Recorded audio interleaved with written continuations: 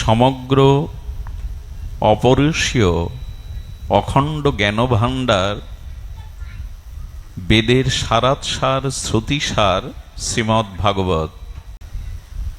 সুতমুনি আরও বলেছেন, এই অমল পুরাণ শ্রীমদ্ ভাগবত হল আধ্যাত্ম দ্বীপ।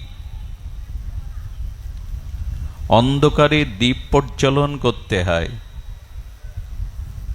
অন্ধকার বিদূরিত করে দ্বীপের আলোয় আলোকিত বস্তু ধর্ম আমাদের দৃষ্টিগোচর হয়। ভাগবত হল অধ্যাত্ম দ্বীপ। আমাদের জীবনে ঘোর অন্ধকার, সেই অন্ধকার অজ্ঞানতার, সেই অন্ধকার স্বরূপ বিস্মৃতির, সেই অন্ধকার আমাদের আত্ম উপলব্ধির পথে অন্তরায়। এই জন্য ভাগবত হলো অধ্যাত্ম দ্বীপ। সুধীবৃন্দ, আপনাদের একটা কথা বলি, এই জগতে ভগবান ছাড়া কোনো পতি নাই, ভগবান ছাড়া কোনো বন্ধু নাই, ভগবান ছাড়া আমাদের প্রিয়, অন্তরতম প্রিয় আর কেউ নাই, কেউ হতেই পারে না। আচ্ছা, লক্ষ্য করুন তো, গোবিন্দ পতি সেবার কথা বলছে, কিন্তু প্রকৃত পতি কে? এটা যদি বিশ্লেষণ করেন, একটু অনুধাবন করেন, প্রকৃত পতি জগতের রক্ত মাংসের কেউ হতে পারে না। আচ্ছা, রাজার ছেলে যুবরাজ, কিন্তু তার মধ্যে আত্মা বিয়োগ হয়েছে, মারা গেছে। এখন ওই যুবরাজ, সেই যুবরাজ মৃত শরীরটাকে কোনো কুমারী মালা দিয়ে বরণ করে প্রতিবরণ করবে? মায়েরা করবেন কি? কোনো মৃত যুবরাজকে গলায় মালা দিয়ে প্রতিবরণ করতে পারে কোনো মেয়ে? গোপীগণ বলছেন, তুমি পতি, পরম পতি। কেন জানো? তুমি যদি আমাদের পতিদের হৃদয়ে আত্মারূপে না থাকতে, ওই মরা শরীরটাকে তো আমরা বরণ করতাম না। পতি সেবার কথা বলছো কৃষ্ণ, তবে শোনো ব্রজেন্দ্রনন্দন, শোনো, আমরা প্রকৃত পতির কাছে এসেছি। ওরা সব ছবি পতি। আমি এখন মারা গেলে আমার শ্রাদ্ধ বাসরে আমার একটা ছবি দেয়া হবে, ওই ছবিতেই শ্রাদ্ধ করা হবে মালা চন্দন দিয়ে। আমরা ছবি। কথাটা গোপীগণ বলছেন, পতি সেবার কথা বলছো। আচ্ছা, পতি যারা তোমার পরমপতি তত্ত্ব জানে না, যারা তোমার পরমপতি মহিমা শাস্ত্র জ্ঞান যাদের নাই, যারা জানে না এই তত্ত্ব, তারাই ওই পতি সেবা করছে। কিন্তু যেদিন জানতে পারবে প্রকৃত পতি তুমি, প্রকৃত পতি বা প্রকৃত সেবা তোমার জন্যই, সেদিন তারা অন্য পতি না, তোমাকেই সেবা করবে। কথাটা কিন্তু ভুল বুঝবেন না, ব্যাখ্যাটা ধীর স্থিরভাবে সিদ্ধান্ত শুনুন। আচ্ছা, একজন সতী নারী পতির সেবা কতদিন করে? যতদিন সে বেঁচে থাকে। মরে যাওয়ার পর ওই দেহটাকে আর আদর করে রেখে সেবা যত্ন করে তো ঘরে রেখে? কেন করে না? পতির দেহ তো আছে, পরমপতি নাই। সেবা করছে কার? কার সেবা করতে হয়? পরমপতি যদি না থাকে, এই পতি কোথায়? এ তো ছাই। এই পতি তো শ্মশানের ছাই। এই পতি তো মাটির নিচে কিরমিকিট। এই পতির দেহটা সিগাল কুকুরে খেলে বিষ্ঠায় রূপান্তরিত হবে মলমূত্রে। সেই দেহের কিসের সেবা? তুমি আছো বলেই তো সেবা করতে পারি। ততদিন পতি সেবা যতদিন পতি জীবিত আছে। তুমিই পরমাত্মা। এই জগতে বন্ধুর সেবা কতদিন করবেন? যতদিন বন্ধুর হৃদয়ে পরম বন্ধু গোবিন্দের সত্তা আছে, আত্মা আছে, ততদিন তো বন্ধুর সেবা। নাহলে মৃত বন্ধুর কে সেবা করবে? এই জন্য তুমিই পরমপতি। আচ্ছা, বেহলা সাবিত্রীর কথা আমাদের মেয়েদের মায়েদের আজও চোখে জল আনে। যখন বেহলার চরিত্র ভাসান গাওয়া হয় না, যখন সাবিত্রীর চরিত্র আলোচনা হয় না, সামাজিক শাস্ত্রে এদের স্থান অনেক উঁচুই। কম কথা, জমের দোয়ার থেকে স্বামীকে ফিরিয়ে আনা। কম কথা, স্বামীর হাড়গুলোর থেকে আবার বেহলা স্বামীকে ফিরিয়ে আনলো। আমাদের মেয়েদের মায়েদের চরিত্রে সামাজিক শাস্ত্রে বেহলা সাবিত্রীর স্থান অনেক উঁচুই। তবে একটা খুব শক্ত কথা বলি, শক্ত কথাটা মস্তিষ্কে আর বুদ্ধি দিয়ে নেবেন। কথাটা বৃন্দাবনের শ্যামসুন্দর নৈয়ায়িক আচার্য পণ্ডিত প্রবার আমাদের বড় পণ্ডিতজি বলেছেন, বলছেন সাবিত্রী বেহুলা সামাজিক শাস্ত্রে তাদের স্থান অনেক উঁচু হতে পারে, কিন্তু ভাগবতে সাবিত্রী বেহুলার কোনো স্থান নেই, এদের স্থান দেওয়া হয়নি। কথাগুলো খুব শক্ত কথা, খুব গভীরের কথা। সমুদ্রের উপরে ভাসলে তরঙ্গ পাওয়া যাবে, সমুদ্রের তলে না গেলে মণিরত্ন রত্নাকর পাওয়া যাবে না। অর্থাৎ সাবিত্রী এবং বেহুলা সামাজিক শাস্ত্রে তাদের থেকে সতী কেহ নাই। আজও মেয়েদের মায়েদের চিত্তে তাদের দ্রবীভূত হয়ে চোখে জল এনে দেয় তাদের আত্মত্যাগ, মৃত স্বামীকে জীবন দান। কিন্তু ভাগবত বলছে ওদের স্থান ভাগবতে নাই। কেন জানেন? সাবিত্রী যমরাজের কাছে কি চাইলো? স্বামীকে চাইলো, আর কি চাইলো? শত পুত্র চাইলো। স্বামী দাও, শতপুত্র দাও, আর শ্বশুর শাশুড়ি গৃহের তাকে যারা সুখ পায়। আচ্ছা, এই চাওয়াগুলির মধ্যে ভগবানকে সেবা করা, ভগবানকে আনন্দ দেওয়ার কোনো চাওয়া আছে? একটু কথা বলতে হবে এবার আপনাদের। নিজের সুখভোগ ছাড়া, নিজের ইন্দ্রিয় চরিতার্থ বৃত্তি ছাড়া ভগবানকে সেবা করবার আনন্দ দেওয়ার কোনো ব্যবস্থাতে আছে?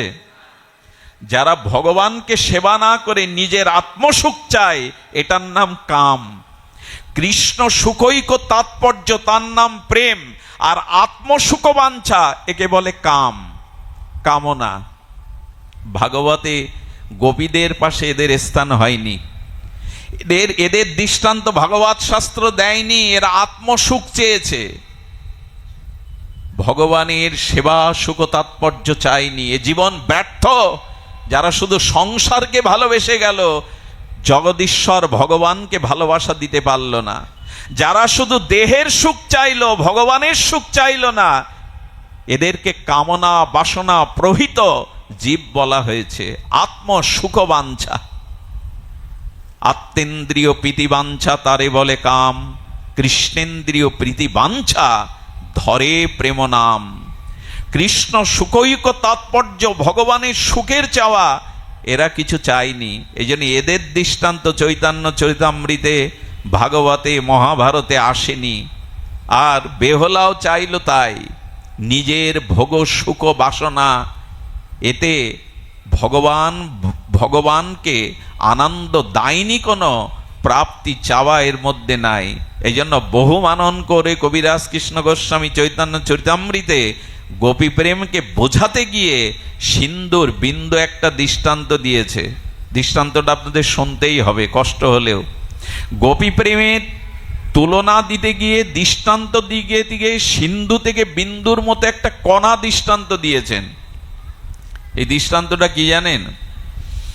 এক সতীসাধ্যী রমণীর প্রতি পর নারীতে আসক্ত হয়ে নেশাগ্রস্ত হয়ে যৌবন হারিয়ে ফেলেছে, আর লোকের বাড়ি ঝিগড়ি করে এই পীড়িত পতিত স্বামীকে সেবা করে যাচ্ছেন এই সতী। একদিন স্বামীর কাছে বলছে, তোমার মনে কোনো অভিলাষ আজও কি আছে যা আমি পূরণ করতে পারি? স্বামী কি বলল জানেন? বলল, অমুক গ্রামে একজন অপরূপ সুন্দরী পতিতা আছে, আমি এক নিশি তার কাছে কাটাতে চাই, যদি তুমি আমার ইচ্ছা পূরণের স্বাদ জাগাও, এটাই আমার শেষ ইচ্ছা। আমাদের দেশের মেয়েরা হলে কি করত? সতীর দৃষ্টান্ত দেখুন। স্বামীর সুখের কথা ভেবে সে যখন এ কথা শুনল, ওই রাজ দেহপুজবিনীর কাছে গিয়ে বলল, আমাকে দাসী রূপে কাজের লোক রাখবেন। একটানা 6 মাস নিজের বড় বোনের মতো, মায়ের মতো ওই দেহপুজবিনীকে সেবা করেছে প্রাণ ঢালা, বেতন নেয়নি। সেবা করতে করতে একদিন চোখে জল এনে এই দেহপূজিনী বলছে, দিদি, মায়ের আদর পাইনি, বড় বোনের আদর পাইনি, তোমার মধ্যে তা পেয়েছি, আমার কাছে কিছু চাও না? অঢেল কিছু আছে আমার কাছে। হাতের মধ্যে নিয়ে বলছে, চাওয়া আমার স্বামীর শেষ ইচ্ছা, তোমার কাছে একটি রাত কাটাতে চাই। এটা কবিরাজ কৃষ্ণ গোস্বামী চৈতন্য চরিতামৃতে এই দৃষ্টান্ত এনেছেন গোপী প্রেমের কিঞ্চিত বোঝাবার জন্য আমাদের। স্বামীকে কি করেছে জানেন? স্বামীকে একটা পাত্রের মধ্যে নিয়ে ওকে বয়ে নিয়ে যাচ্ছে। একজন ঋষি তীরের ওপরে জঙ্গলে তপস্যা করছিলেন, আর এই স্বামীর পা দুটো ওই পাত্রে থেকে ঝুলে পড়েছে, পায়ে তো বল নাই, এই পাটা ঋষির গায়ে লেগে গেল। ঋষি বলল, কে রে? এত তীব্র কঠোর তপস্যার যন্ত্রণার মধ্যে আবার কে পদাঘাত করলে আমাকে যন্ত্রণা দিয়ে নাড়িয়ে দিলি? তবে যে ব্যথা দিলি, আমি অভিশাপ দিলাম, আগামীকাল সূর্য উদয়ের সাথে সাথে তোর যেন মৃত্যু হয়। এই সতী তার পতিকে নামিয়ে বলছেন, ঋষিবর, এত বড় দণ্ড আপনি দিতে পারেন না। এই লঘু অপরাধে গুরুদণ্ড শোভনীয় নয়। আমার পতি সে অসুস্থ, অজানাক্রমে চরণ লেগে গেছে, আপনি ক্ষমা করে দিন। বলে, ঋষির বাক্য তীরের মতো, একবার তীরন্দাজ যদি সেটা ছুড়ে দেয় আর ফিরে আসে না। কাল সকাল সূর্য উদয়ের সাথে সাথে তোর মৃত্যু হবে, এই অভিশাপ ফিরে আসবে না। বলে, তবে শুনুন, আমার চোখের জল অনুরোধ যখন আপনার চরণে দয়া সৃষ্টি করতে পারল না, তবে আমিও বললাম, আমি যদি প্রকৃত স্বামী সোহাগিনী হই, প্রকৃত সতী নারী হই, আগামীকালের সূর্য উদয় ঘটবে না। আমিও এটা সূর্যকে জানালাম, ওঠেনি। এই সূর্য উদয় হয়নি। একজন সতীর মহিমা এ জগতে অনেক বড় বিরল। সতী সাধারণত নয়, সতী 4 প্রকার বলেছেন। তবে আমি সেদিকে না গিয়ে বলি, প্রকৃত সতী যেখানে, এখানে ঐশ্বর্য দায়িনী দেবী লক্ষ্মী, বিদ্যা, সৌভাগ্য, সুকৃতি এসে উপস্থিত হয়। একজন সতী যেখানে, সেখানে শান্তি থাকে, স্বস্তি থাকে, পবিত্রতা থাকে, কল্যাণ থাকে, মঙ্গল থাকে, শ্রেয় অবস্থান করে। একজন সতী যেখানে, সেই মাটিটা ভগবানও ধ্বংস করার ক্ষমতা রাখেন না। সতীর মহিমা এইভাবেই বর্ণনা হয়েছে। পৃথিবীর অন্যতম শ্রেষ্ঠ সতী হলো অরুন্ধতী, বশিষ্ঠ দেবের স্ত্রী। এই অরুন্ধতী নামটা নিলেই, সতীর নামটা নিলেই মানুষের বিঘ্ন নাশ হয়। এই জন্য এখনো আমাদের শাস্ত্রে আছে, প্রভাতে উঠে পঞ্চ সতীর নাম নিলে তার বিঘ্ন নাশ হয়। তো সতীর এই অভিশাপে সূর্য উদয় হয়নি। ব্রহ্মা, বিষ্ণু, মহেশ্বর সৃষ্টি স্থিতি প্রলয়কর্তার মস্তিষ্ক নড়ে গেল। আর এই ধরিত্রী তো ধ্বংস হয়ে যাবে যদি সূর্যের উদয় না হয়। ব্রহ্মা এসে বলছেন, ঋষি অভিশাপ ফিরিয়ে নিন। বলেন, সম্ভব না। এই সতী নারীর কাছে ব্রহ্মা করজোরে বললেন, মা, কিছুক্ষণের জন্য তোমার এই অভিশাপ ফিরিয়ে নাও, নাহলে সৃষ্টি ধ্বংস হতে চলেছে। ব্রহ্মাকে বলেছেন, আপনি আপনার সৃষ্টি বাঁচাবার জন্য যেমন আমার কাছে হাত জোড় করছেন, আমি আমার সৃষ্টি বাঁচানোর জন্য আপনার চরণে নিবেদন করছি, আমি পারবো না আমার পতিকে ছেড়ে থাকতে। আমার সৃষ্টি আমার পতি, আপনার সৃষ্টি বাঁচানোর জন্য আপনি যেমন এসেছেন, আমার সৃষ্টি আমার পতি। বললেন, মা, আমি কথা দিচ্ছি, কয়েক মুহূর্তের জন্য অভিশাপটা ফিরিয়ে নাও। আমরা ওকে নীরোগ, সুঠাম, সুস্থ শরীর করে, শতায়ু করে তোমার কাছে ফিরিয়ে দেব। সতী যখন অভিশাপ ফিরিয়ে নিলেন, মধ্য গগনে ভাস্কর ভাস্কর সূর্যের উদয় হলো। ব্রহ্মাদি দেবগণ আশীর্বাদে তাকে সুস্থ শরীরে ফিরিয়ে দিলেন। ঘটনাক্রমে বলবার অভিপ্রায় হলো এই, স্বামীর সুখের জন্য এইটুকু সে করেছে, নিজ সুখের দিকে তাকায়নি। গোপীদের ভাবনা এর থেকে কোটি কোটি গুণ উপরে। তারা এই পরমশ্রেষ্ঠ জগৎপতি কৃষ্ণের জন্য সর্বস্ব ত্যাগ করতে পারে। তবে হ্যাঁ, যারা সর্বস্ব গোবিন্দের জন্য ত্যাগ করতে পারে, তাদের সর্বস্ব প্রাপ্তি হয়। ভগবান তাদের গ্রহণ করেন, তাদের কুলে, কুশকুলে যারা থাকে তাদেরকেও গ্রহণ করেন। সুধীবৃন্দ, এজন্য জীবনের মূল বন্ধু, জীবনের মূল পতি এক ভগবান। ভগবানকে ছাড়া এই জগতে প্রকৃত পতি, প্রকৃত বান্ধব, প্রকৃত কারণ কি জানেন? মৃত্যুর পরে জীবাত্মার সাথে এই পরমাত্মাই সঙ্গী হয়। ধন, টাকা, স্ত্রী, পুত্র পরকালে কেউ আপনার সঙ্গী হয় না। এই জন্য ভগবানই বান্ধব, ভগবানই পতি, ভগবানই আমাদের একমাত্র সুহৃদ, ভগবানই আমাদের একমাত্র আশ্রয়, আর কেহ নয়। এইটি কবে বুঝবো বলতে পারেন? এই ভাবনাটা কবে আসবে? তুমি আমার সব। শূন্য দিলে তো শূন্যই হয়। বাম পাশে 1 বসান, যার জীবনে ভগবান নাই, যার জীবনে ভগবানের আরাধনা উপাসনা উপলব্ধি নাই, এ জীবন ব্যর্থ, বৃথা মাত্র, যন্ত্রণা মাত্র। তাই নিবেদন করব, এত কথা বলার অভিপ্রায়, ভগবান ভক্তি ভক্তমান, ভগবান ভক্তেরও আনুগত্যে নিয়ে চলেন, ভগবান ভক্তির আনুগত্য নিয়েই চলেন। আর সেই ভগবানকে ভজনা করতে হবে। কিন্তু ভজনটা কি, ছোট্ট করে বলেই এই তাপদহে বিলম্বিত হয়ে গেছে ফরিদপুর থেকে এখানে আসা। আমার নিজের মন্দিরে, বোধাটা দাদা শিবকালী মন্দিরে এখন নামযজ্ঞের অন্তিম দিন, সেখানে আমি নাই, এটা আমার অপরাধ। তবু কথাটা দেওয়া আপনাদের চরণে না এলে অপরাধ হতো। সংক্ষিপ্ত করে যদি বলি, আসুন, আমাদের উপাস্য, আমাদের আশ্রয় তত্ত্ব, আমাদের ভাগবতের প্রতিপাদ্য বিষয়, আমরা ভগবত চরণকে স্মরণ নেই। আর সেই ভগবত চরণ একমাত্র আমাদের যে পতিত উদ্ধারণ ও পতিত পাবন লীলাতে, সেটি হলো আমাদের গৌর গোবিন্দের চরণ আশ্রয়। নিত্যানন্দ গৌরচন্দ্রের যে অপর অনার্পিত চরির করুণা দান, এটি আমাদের অন্তিম প্রতিপাদ্য বিষয়। সুধীবৃন্দ, তবে এই পথে যদি আসতে চান, প্রেম ভক্তির পথে, আমি হাত জোড় করে করজোড়ে একটা নিমতি করব, অভিমানের বোঝাটা, অহংকারের বোঝাটা একটু নিচে নামাতে হবে। এই পথের প্রথম সত্য হলো আমাদের মস্তিষ্কে যে অভিমান, অহংকার, এর বোঝাটা নিচে নামানো হলে প্রগতিশীল ভক্তির পথে আমরা কেউ আসতে পারবো না। আচ্ছা শুনুন তো, একদিন গোবিন্দের মাথার মুকুট, রাখাল রাজা মুরলীধারী গোবিন্দের মাথায় ময়ূর পিচ্ছ মুকুট আছে, আর গোবিন্দের চরণে কি আছে মা? নূপুর। একদিন নূপুরের সাথে গোবিন্দের মুকুটের কিছু সংলাপ শুনুন, বিদ্যাপতি তুলে ধরেছেন, অপূর্ব সংলাপ। যদি বলেন নূপুর কথা বলে, মুকুট কথা বলে, শ্রী গোবিন্দের চিন্ময় অঙ্গে যা যা আছে সব সন্দিনী শক্তি, সবাই কথা বলতে পারে, সবাই চিন্ময়। মুকুট ডেকে ডেকে বলছে, ও নূপুর, সারা জীবন তো ধুলামাখা পায়ে লেগে থাকলি, আমার শ্রেষ্ঠত্ব দেখ, আমি গোবিন্দের মস্তকে শোভিত হচ্ছি, আরে শ্রেষ্ঠত্ব তো আমার।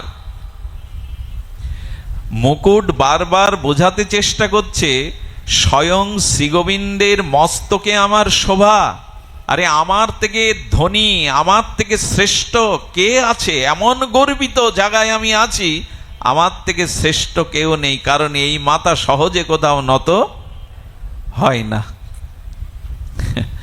নূপুরের উত্তর কি জানেন? নূপুর বলছে, ভুল, তোমার ধারণা কিছুটা অভিমানের, অহংকারের, তুমি জানো না বলেই বলছো। শোনো তবে, যে চরণে থাকে সেই শ্রেষ্ঠ। বলে মানতে পারছি না, যে ওপর তলায় থাকে সেই তো শ্রেষ্ঠ। আচ্ছা, নিচের তলার মানুষ কখনো ওপরের তলায় না গেলেও জীবন ধারণ করতে পারে কিনা, বেঁচে থাকে কিনা? ওপর তলায় যেতেই হবে, বাঁচবো, এরকম কথা আছে নাকি? কিন্তু ওপর তলার মানুষকে বাঁচতে গেলে নিচে আসতে হবে কিনা? আসতে হবে কিনা? আসতেই হবে। আচ্ছা, সোনার কলস, কিন্তু গ্লাসটা ছোট, কলসকে নত হতে হয় কিনা গ্লাসের কাছে, নাহলে জল পাবেন? মাঝে মাঝে নত হতে শেখেন, নতিটাই উন্নতি এনে দেয়। চরণের নূপুর বলছে, তুমি অভিমানী, অহংকারী, তাই মুকুট, তুমি অভিমান করছো তুমি শ্রেষ্ঠ।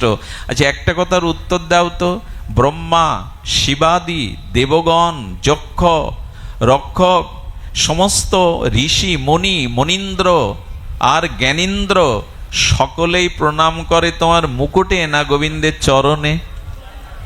প্রণাম কোথায় করে? কেন তুমি মুকুট মাথায় করতে পারে না প্রণাম? দেবতা, ঋষি, মুনি, মনীন্দ্র, যোগীন্দ্র, মহেন্দ্রগণ, চতুরানন, ষড়নানন, সকলেই তো এই চরণ বন্দনা করে, এই চরণের ধুলি নেওয়ার জন্য যুগ যুগান্তর তপস্যা সাধনা করে। চরণই শ্রেষ্ঠ, কারণ এখানেই মাতা নয়। মুকুটের চিত্তে এতক্ষণে মনে এলো, তাই তো প্রণাম তো কেউ মাথায় করে না, আরে প্রণাম তো চরণেই করে, চরণের নূপুরই শ্রেষ্ঠ। মুকুট তখন বলছেন, আমার অভিমান দূর করে তুমি আমাকে ওই চরণ ধুলির যোগ্যতা দিয়ে দাও। অভিমান নামাতে হবে। অভিমান না নামালে এ পথে কিছু নেই, আমি অমুক তমুক, এই অভিমানই আমাদের সব শেষ করে দিল। পাত্রে পাত্রে ভরা থাকলে পাত্রে কি নেবেন? পাত্র যদি পরিপূর্ণ থাকে ওটা নেওয়া যাবে না, খালি করতে হবে। অভিমানটা শূন্য হন, অহংকারটা শূন্য হন, তবেই তো কিছু নেওয়া যাবে। মুকুটকে তখন নূপুর বলছে, একটু ধ্যান দিন।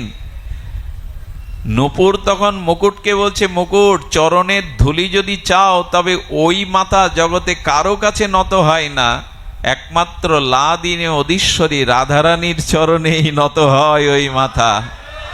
ওই মাথা একমাত্র রাধারানী প্রেমময়ীর চরণেই নত হয়, আর কোথাও হয় না। বলে উপায় বলো। একবার উলোধ্বনি বারবার দিও না মা, দিও না, কথা শোনো। আমি ওরকম বক্তা নই বারবার উলোধ্বনি জয়ধ্বনি দেওয়ানোর, বরঞ্চ ওতে কথা বাদ পড়ে যায়। ধ্যান দিয়ে শুনুন। দিতে হয় মাঝে মাঝে, অনেকের অলসতা কেটে যায়, ঝিমানি ঘুম নিদ্রা কেটে যায়, হরিধ্বনি দিতে হয়, তবে একবার দিও। মুকুট তখন বলছে উপায় করো, করুণাময়ীর চরণের দৃষ্টি কি করে বলবো? খাড়া হয়ে আছো তো দৃষ্টি যাবে কি করে? এক কাজ করো, বামে বেঁকে যাও। রাধারানীর কোন পাশে আছে গোবিন্দের? বামে আছে। বলে একটু বামে হেলে যাও, অহংকারটা একটু নত হও, বামে হেলে যাও। বলে বামে হেললে কি হবে? বলে বামে হেলে গেলে রাধারানীর চরণটা দেখতে পাবে। আর ওই দিকে তাকিয়ে থাকো, করুণাময়ী এমন যে গোবিন্দ প্রেমময়ী করুণাময়ী লাদিনী অধীশ্বরী রাধারানীর চরণ বুকে নিয়ে মাঝে মাঝে কাঁদে। কারণ কি জানেন? রাধারানী গোবিন্দের প্রেমগুরু। তমসি মম জীবনং তমসি মম ভূষণং তমসি মম জলাদিমগ্নাম সারখরমণ্ডলাং দেহি পদপল্লব মৌদরাম বলে গোবিন্দ মাঝে মাঝে বুকে মস্তকে নিয়ে নেয়। সেই দিন তুমি কৃপা পাবে। বামে হেলে যাও।